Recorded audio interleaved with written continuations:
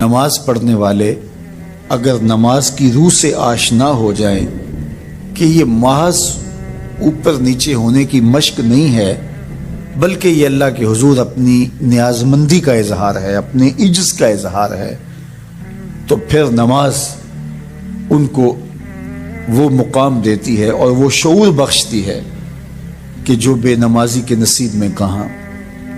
انسان کے اشرف اعضاء اس کے سر میں ہیں، بولنے کی قوت زبان سر میں، دیکھنے کی قوت آنکھیں سر میں، سننے کی قوت کان سر میں، سوچنے کی قوت دماغ سر میں، سونگھنے کی قوت ناک سر میں، اور یہ سر مالک کے در پہ۔ اور زبان سے بندہ کیا کہہ رہا ہے؟ سبحان ربی الاعلی، مالک پیشانی بھی خاک پہ رکھی ہے اور باقی اعضاء بھی خاک پہ ہیں، تو گویا عملاً یہ بتا رہا ہے مالک مجھ سے نیچا کوئی نہیں اور تجھ سے اونچا کوئی نہیں۔ اور اگر وہ نماز کی روح سے آشنا ہو جائے تو سجدے سے سر اٹھانے سے قبل اللہ سارے اس کے بوجھ اتار دے، اس کے من میں روشنیاں کر دے۔ تو نماز بندگی کا شعور دیتی ہے، من میں چراغاں کرتی ہے۔ اللہ کے حضور جھکنے سے بندہ ایسا بندہ کامل بن جاتا ہے کہ پھر وہ کسی اور کے آگے نہیں جھکتا۔ تو اپنی اولاد کو نماز کی محبت دو، نماز کی ترغیب دو، نماز کی عادت دو اور نماز کا حکم دو، اور ان کی عادت راسخ ہو جائے، طبیعت میں پختگی کے ساتھ نماز کو اختیار کرنا ان کی طبع میں جم جائے۔ نماز ان کی طبیعت میں نظم پیدا کرے گی، ان کو نظم و ضبط کا پابند بنائے گی اور ان کی صحت کی ضامن ہوگی اور ان کے باطن کی طہارت کا سبب اور ذریعہ ہوگی۔ اس لیے کہا کہ اللہ کے حضور جھکنا نہ بھولنا اور نماز قائم کرنا۔ نماز کا تعلق اپنے آپ سے ہے کہ وہ اپنے آپ کو سنوارتا ہے، تقرب اللہ کے لیے اس کی اپنی عملی کوشش ہے۔ بندے اور خدا کا ایک ربط ہے نماز۔ اسی طرح یہ خیال کہ میرا مالک مجھے دیکھ رہا ہے، اس سے بھی تہذیب نفس ہوتی ہے، باطن کی تربیت ہوتی ہے۔ انسان ایک حصار میں آ جاتا ہے، ایک پہرے میں آ جاتا ہے کہ میرا اللہ مجھے دیکھ رہا ہے، اور پھر وہ قدم پھونک پھونک کے رکھتا ہے۔ وہ اچانک لوگ بیٹھے ہوئے ہونا، تو آج کل یہ سوشل میڈیا کا زمانہ ہے، تو کوئی کیمرہ سیدھا کر لے تو ایک دم مرتب ہو جاتے ہیں، اس لیے کہ اب ہماری تصویر آنے والی ہے۔ یا کوئی کسی کو کہے کہ جناب آپ لائیو جا رہے ہیں، تو وہ بالکل اپنی حرکات سکنات منظم کر لیتے ہیں، کپڑے سیدھے کرنے لگ جاتے ہیں، اس لیے کہ ہم لائیو جا رہے ہیں۔ وہ لائیو چاہے 5 آدمی دیکھ رہے ہوں، چاہے 10 آدمی دیکھ رہے ہوں، لیکن پھر بھی چونکہ ہم لائیو جا رہے ہیں تو اپنی حرکات سکنات مرتب کر لیں گے، منظم ہو جائیں گے۔ اور جب یہ یقین ہو کہ میرا اللہ مجھے دیکھ رہا ہے، یہ ساری حرکتیں وہاں لائیو جا رہی ہیں، تو پھر دل میں برا خیال بھی آنے لگے گا تو اس کو روکیں گے کہ میرا اللہ تو دیکھ رہا ہے۔ پھر بولی بھی مرتب ہو جائے گی، پھر رویے بھی مرتب ہو جائیں گے، طرز معاشرت بھی منظم ہو جائے گا، آنکھیں بھی نہیں بھٹکیں گی، خیال بھی نہیں بہکیں گے، سوچے بھی آوارہ نہیں ہوں گے، چاہے آپ بند کمرے میں کیوں نہ ہوں، پھر بھی منظم رہیں گے، اس لیے کہ میرا اللہ مجھے دیکھ رہا ہے۔ تو یہ یقین زندگی کو منظم کرتا ہے۔ تو اس کا تعلق بھی انسان کی ذات سے تھا۔ نماز سے بھی تہذیب نفس ہے، اللہ سے تقرب حاصل ہوتا ہے۔ اب کہا تو خود غرض نہ بننا کہ اپنے آپ کو سنوار لیا اور کافی ہے، نہیں، لوگوں کو بھی نیکی کا حکم دینا۔ وَأْمُرْ بِالْمَعْرُوفِ وَانْهَ عَنِ الْمُنْكَرِ، لوگوں کو نیکی کا حکم دینا اور برائی سے منع کرنا لوگوں کو، یہ مومن کی زندگی ہے۔ ہمارے بعض وہ ملنگ بابے جو ہوتے ہیں وہ کہتے ہیں جی نماز پڑھنے کا حکم نہیں دیا گیا، نماز قائم کرنے کا حکم دیا گیا ہے، ہم نے دل کے قائم کی ہوئی ہے۔ یہ ان کی خود ساختہ توجیہ ہے۔ نماز قائم کرنے کا حکم اہل ایمان کو دیا گیا حضور کی وساطت سے، اور حضور پڑھ سکتا ہے۔ تو آقا کریم نے رکوع اور سجود والی نماز پڑھی اور قیام نماز کا عملی اظہار لوگوں کے سامنے رکھا پھر اس کے اندر کیفیت کس قدر ہو تو یہ پھر جتنی قربت اللہ کی بندے کو نصیب ہوگی اس قدر وہ آگے بڑھتا چلا جائے گا۔ تو یہ باطل توجیہات یہ جاہل لوگوں کی، جس کے بدن سے بدبو کے ببوکے پھوٹ رہے ہوں اور جس کے جسم میں جوئیں پڑی ہوں اور جس نے 6 سال سے غسل نہ کیا ہو، وہ اس اعتماد سے کہہ رہا ہوتا ہے ہم نے قائم کی ہوئی ہے، ہم نے دل کی قائم کی ہوئی ہے۔ اللہ اکبر۔ تو یہ اس معاشرے میں ایسے لوگوں کو ماننے والے اور ایسے لوگوں کی باتوں کو غور سے سننے والے اور ان جاہلانہ باتوں کو معرفت کی باتیں قرار دینے والوں کی کمی بھی نہیں ہے۔ تو اللہ تعالیٰ جل شانہ سے ہدایت مانگنی چاہیے کہ اللہ ہمیں ہدایت کا نور نصیب فرمائے۔ تو اقامت نماز سے کیا مراد ہے؟ اس کے فرائض کے ساتھ ادا کرنا، یا پھر رکوع سجود تلاوت کا اتمام اور اس میں خشوع کا اور خضوع کا اظہار اور اس میں مکمل ڈوب جانا کہ گویا تم اللہ کی عبادت کر رہے ہو تو اس کو دیکھ رہے ہو۔ اور حضرت عثمان غنی رضی اللہ تعالیٰ عنہ فرماتے ہیں کہ جس نے صحیح وضو کیا، حضور علیہ السلام سے روایت کہ جس نے صحیح وضو کیا جس طرح میں نے وضو کیا ہے اور 2 رکعت پڑھی اور اس میں اس کو کسی غیر کا خیال نہ آیا تو اللہ تعالیٰ اس کے پچھلے سارے گناہ معاف کر دیتا ہے صرف 2 رکعت سے۔ لیکن اگر ساری نماز ہی خیالوں سے بھری پڑی رہی اور تصورات کہیں اور بھٹکتے رہے اور انسان کھڑا نماز میں ہے لیکن بہکتا کہیں اور رہا تو پھر وہ نماز کی صحیح اقامت نہیں ہوگی۔ تو اقامت صلاۃ سے مراد جو ہے وہ یا تو اس کو فرائض و واجبات کے ساتھ ادا کرنا اور دوسرا مفہوم کے خشوع کے ساتھ پورے اراکین کا اعتدال اور اتمام، تو دونوں اس کے مفہوم بیان فرمائے گئے ہیں۔ تو ظاہر ہے کہ ابتدا کے اندر تو کوشش ہوگی کہ فرائض واجبات پورے ہو جائیں، تو وہ خشوع اگر نہیں بھی حاصل ہو پایا تو پھر بھی کوشش جاری رکھنی چاہیے، نہ یہ کہ اب وہ تو کیفیت ہی نہیں نصیب ہو رہی تو میرا نماز پڑھنے کا کیا فائدہ۔ حضرت محدث کچھوچوی علیہ رحمہ سے کسی مرید نے کہا حضرت نماز پڑھتا ہوں لیکن لطف نہیں آتا، مزہ نہیں آتا۔ تو آپ نے اسے سوالیہ انداز میں پوچھا کہ اس کے باوجود بھی پڑھتے ہو؟ اس نے کہا جی وہ تو فرض ہے، پڑھتا تو ہوں۔ تو آپ جھومنے لگے، فرمایا واہ واہ، تمہیں مزہ نہیں آتا پھر بھی پڑھتے ہو؟ اس کا مطلب ہے تم مزے کے لیے نہیں اللہ کے لیے پڑھ رہے ہو۔ تو اگر لطف آ جائے، وہ کیفیت، وہ حظ، وہ تو بہت بڑی بات ہے، لیکن اگر نہیں بھی ہے تو اس کا فریضہ تو ہے اس کی طرف سے جو عائد ہوتا ہے، تو وہ شکل بنا کے تو کھڑے ہوں، وہ صورت بنا کے تو کھڑے ہوں، تو کسی دن وہ کیفیت بھی پیدا ہو جائے گی۔ خورش دے بدر را جو کب کو حمام کہ یک روز افتد ہمائے بدام۔ سعدی شیرازی فرماتے ہیں کہ دانے ڈالتا رہے، چوغا ڈالتا رہے، کبھی کبوتر آئے گا، کبھی کوا آئے گا، کبھی کوئی اور فاختہ آ جائے گی، لیکن کسی دن وہ بھی آ جائے گا جس کے لیے تم یہ سب کچھ کر رہے ہو۔ تو اس لیے محنت کو جاری رکھو، کوشش کرتے رہو، تو ایک دن انشاءاللہ اس کیفیت میں بھی چلے جاؤ گے۔ دروازہ کھٹکھٹانا چھوڑنا نہیں ہے، دستک دیتے رہو، کبھی تو بوا کھلے گا نا، کبھی تو آواز آئے گی کھلا ہے دروازہ آ جاؤ اندر، پھر اندر سرور کی وادی ہوگی، کیف کا جہاں آباد ہوگا۔ اور آقا کریم نے ہمارے لیے آسانی پیدا فرما دی کہ اللہ کی عبادت اس طرح کرو کہ گویا تم اسے دیکھ رہے ہو، اور اگر یہ نہیں تو کم از کم یہ کیفیت تو ہو کہ وہ تمہیں دیکھ رہا ہے۔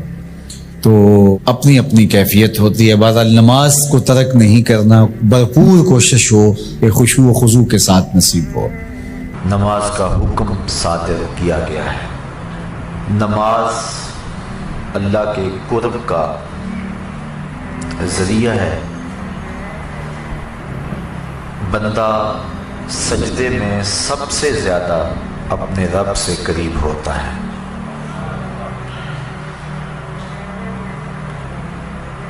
انسان اشرف المخلوقات ہے، وہ سارے نماز کے اندر جمع کر دیے گئے۔ قیام، رکوع، قومہ، جلسہ، سارا کچھ نماز کے اندر جمع کر دیا گیا۔ بلکہ ایک روایت میں آتا ہے کہ جب کوئی شخص نماز پڑھنے کے لیے کھڑا ہوتا ہے تو فرشتوں کی 10 صفیں ہیں جو تعجب اور رشک کرتی ہیں۔ صاحب قوت القلوب شیخ ابو طالب مکی نے اس کا مفصل تذکرہ فرمایا ہے کہ کچھ فرشتے قیام میں ہیں، کچھ فرشتے قعود میں ہیں، کچھ فرشتے رکوع میں ہیں، کچھ فرشتے سجدے میں ہیں، کچھ تسبیح کر رہے ہیں، کچھ تحلیل کر رہے ہیں، کچھ استغفار طلب کر رہے ہیں، کچھ ثنا کرتے ہیں، کچھ درود پڑھتے ہیں اور کچھ دعا مانگ رہے ہیں۔ جو رکوع کرتا ہے وہ ہمیشہ رکوع میں ہے، سجدہ اس کا مقصود نہیں ہے۔ جو قیام میں ہے وہ قیامت تک قیام میں ہی رہے گا۔ جو تسبیح کر رہا ہے اس کا وظیفہ تسبیح ہی ہے۔ جو ثنا میں لگا ہے وہ ثنا کو ہی ساری زندگی قیامت تک اپنائے رکھے گا۔ جو استغفار طلب کر رہا ہے وہ استغفار میں ہی ہے۔ لیکن جب انسان نماز کے لیے کھڑے ہوتے ہیں تو یہ 10 صفیں جو فرشتوں کی ہیں یہ انسان پہ رشک کرتی ہیں، اس اعتبار کے کہ جو قیام میں ہے وہ کہتے ہیں کہ میری نماز میں تو صرف قیام ہے، لیکن یہ انسان کتنا خوش نصیب ہے کہ اس کی نماز میں قیام بھی ہے، رکوع بھی ہے، سجدہ بھی ہے، قعود بھی ہے۔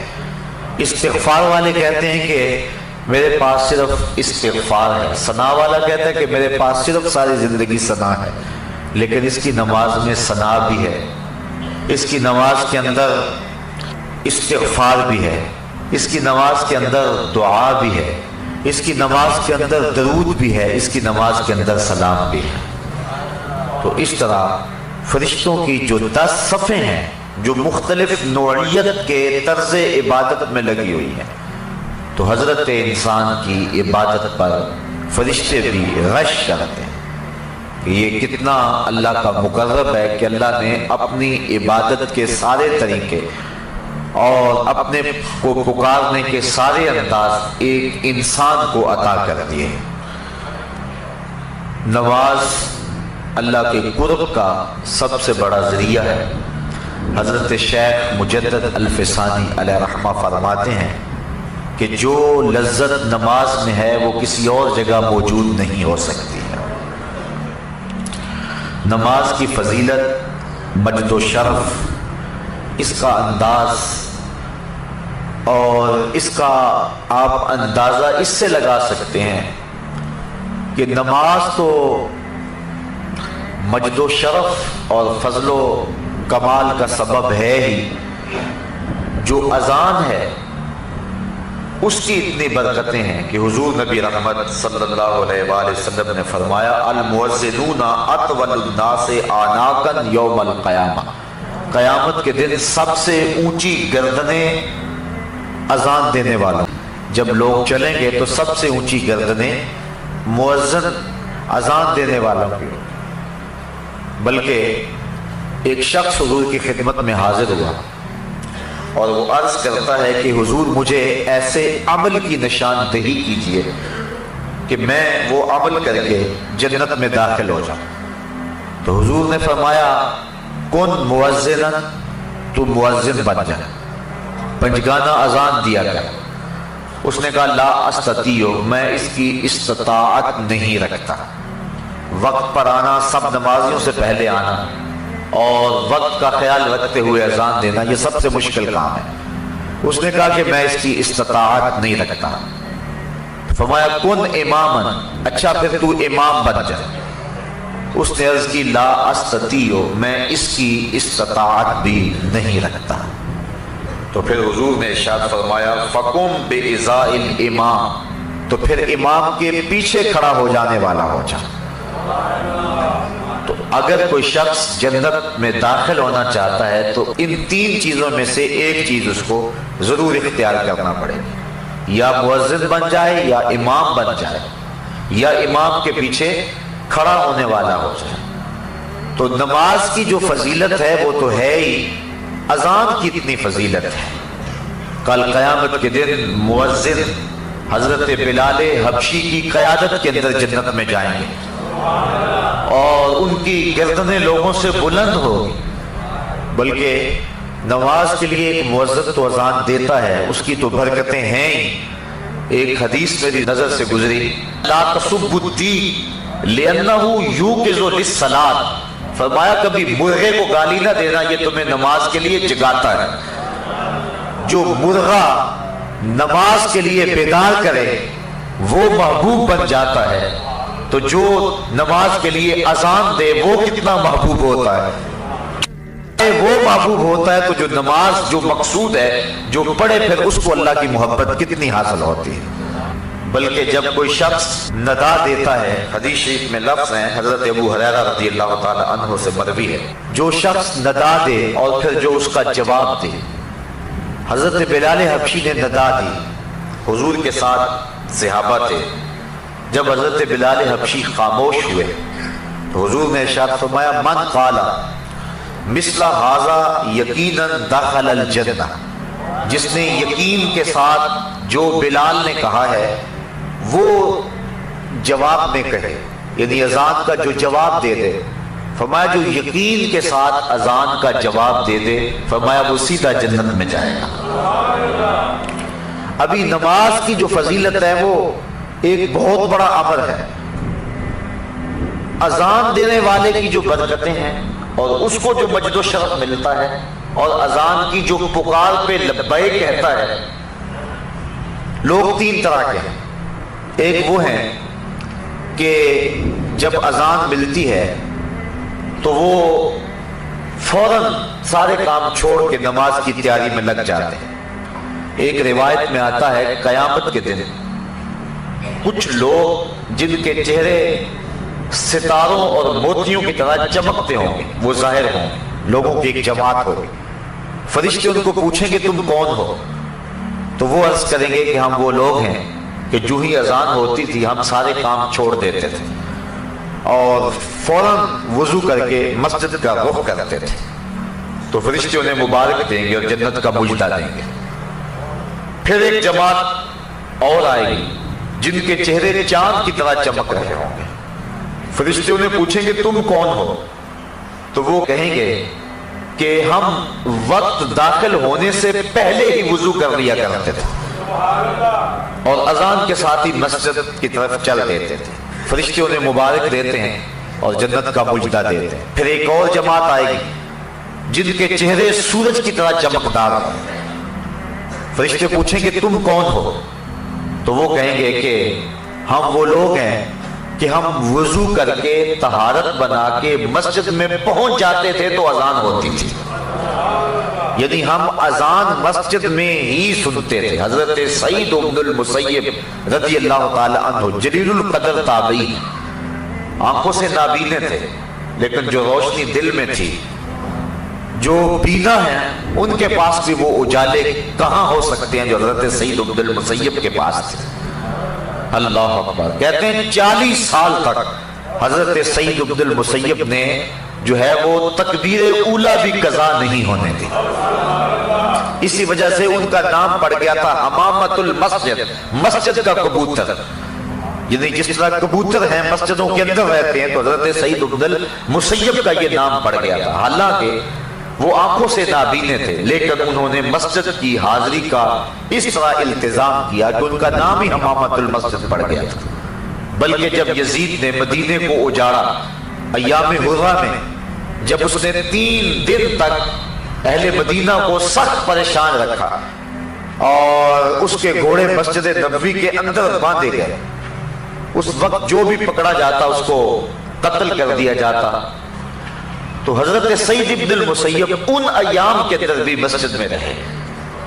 فرماتے ہیں کہ لیکن میں پریشان تھا کہ ظہر کا وقت ہوگا کون بتائے گا، مغرب عشاء کا وقت ہوگا کون بتائے گا؟ 3 دن تک مسجد نبوی میں نہ اذان ہوئی نہ اقامت ہوئی. یہ بڑے خطرناک دن آئے ہیں.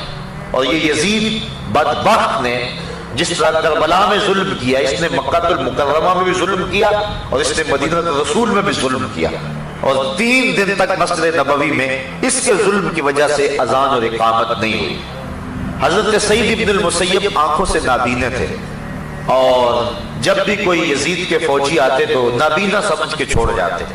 فرماتے میں پریشان تھا کہ مجھے نمازوں کے وقت کا کون بتائے گا. اس مشکل وقت میں انہیں یہ پریشانی لاحق تھی کہ کہیں نماز کا وقت نہ گزر جائے. تو کہتے میں حضور کے روضے کے پاس بیٹھا تھا. فلم ازل اسمع الاذان والاقامۃ من قبل رسول اللہ صلی اللہ علیہ وسلم. فرمایا جب بھی پھر نماز کا وقت آیا، گنبد خضرا سے اذان کی آواز بھی آئی اور اقامت کی آواز بھی آئی. تو جو شخص اہتمام کرے کہ ہم نے تکبیر اولا کو قضا نہیں کرنا ہے، ان کے لیے پھر اللہ یوں بھی اہتمام فرما دیتا ہے. ان حالات میں بھی ان کی تکبیر اولا قضا نہیں ہوئی اور 3 دن تک گنبد خضرا کے مکین کے ساتھ مل کے نمازیں پڑھتے رہے.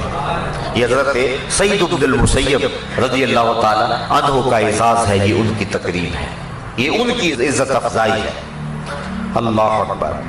حضور فرمایا کچھ لوگ مسجدوں کی میخیں ہوتی ہیں، جس طرح کیل ٹھکا ہوتا ہے وہ مسجدوں میں یوں وابستہ ہوتے ہیں، اور اگر کسی وجہ سے وہ مسجد کی حاضری سے قاصر ہو، بیماری کی وجہ سے اگر وہ مسجد میں نہیں آ رہے، اللہ کے فرشتے ان کا حال پوچھنے کے لیے جاتے ہیں. یہ ان کا اعزاز ہے، یہ ان کی تکریم ہے.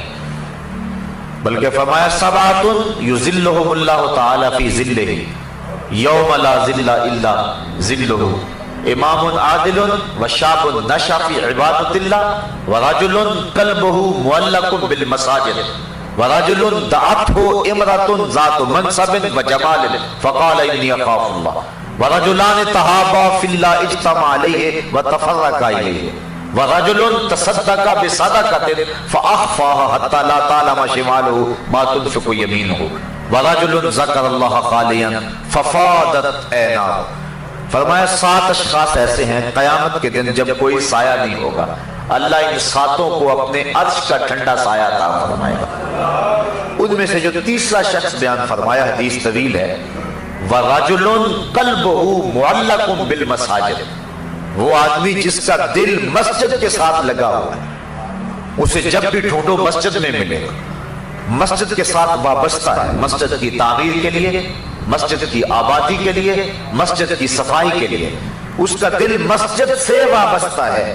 حضور فرمایا کل قیامت کے دن جب کوئی سایہ نہیں ہوگا، اس شخص کو اللہ اپنے عرش کا ٹھنڈا سایہ نصیب فرما دے. اللہ اکبر. تو اذان، اقامت اور مسجد یہ نماز سے متعلقہ چیزیں ہیں، اور اللہ تعالیٰ نے ان متعلق چیزوں پر بھی وہ برکتیں اور وہ شرف رکھا ہے کہ انسان کی نجات کی یہ چیزیں ضمانت ہیں. تو پھر جو نماز ہے، نفس نماز، پھر اس کی کیفیت کیا ہو. بلکہ ایک حدیث میں آتا ہے اذا صبح بالصلاۃ فتحت ابواب السماء واستجیبت الدعاء، جب اقامت ہوتی ہے تو اللہ آسمان کے دروازے کھول دیتا ہے، اور یہ جو اقامت کا وقت ہوتا ہے اس وقت جو دعا مانگو اللہ وہ دعا پوری فرما دیتا ہے. اور حضرت انس رضی اللہ تعالی عنہ سے روایت ہے کہ اقامت اور اذان کے درمیان کا جو وقفہ ہوتا ہے، اس وقفے میں جو بھی دعا مانگی جائے اللہ تعالیٰ اس دعا کو قبول فرماتا ہے، رد نہیں کرتا. بلکہ حضور نے ارشاد فرمایا کہ اس وقت اللہ سے دعا مانگ لیا کرو. صحابہ نے عرض کی حضور پھر کون سی دعا مانگے؟ اس وقت، اس اہم وقت میں ہم اللہ سے کون سی دعا مانگے؟ حضور نے فرمایا صلی اللہ العافیت فی الدنیا والآخرہ، اللہ